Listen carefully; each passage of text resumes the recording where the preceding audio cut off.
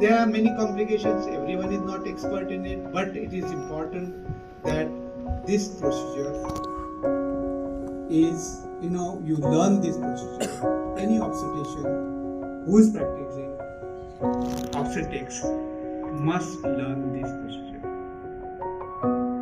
And then if nothing works, mostly nothing works, then what do?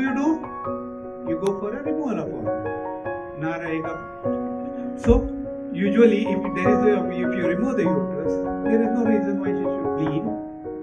So, but hysterectomy is not very easy.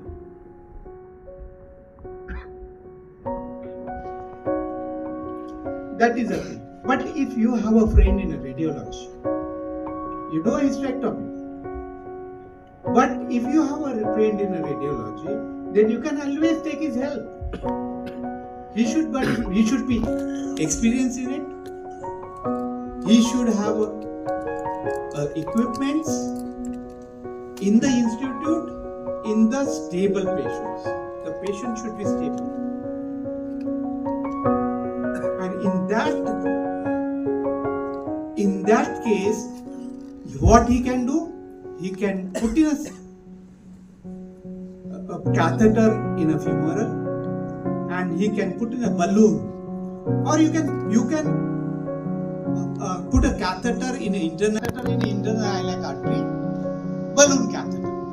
So once the baby is delivered, you inflate the balloon, and once the baby you inflate the balloon, then the bleeding will be reduced, and once the bleeding is reduced, you can proceed with whatever you want to do: obstetric hysterectomy, removal of placenta, and afterwards, or many people put in a gel form, embolize it. But when you embolize, usually what happens is that the whole organ is targeted, and therefore the future fertility is definitely at risk. Now, there are complications which are associated with these procedures: pelvic pain, groin hematoma, uterine artery, iliac artery perforation, transit buttock ischemia. Not many complications are there because of this procedure.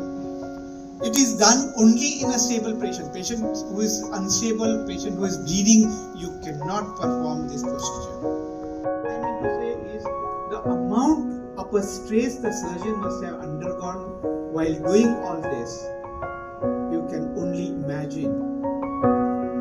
So, what can be done in the resource and expertise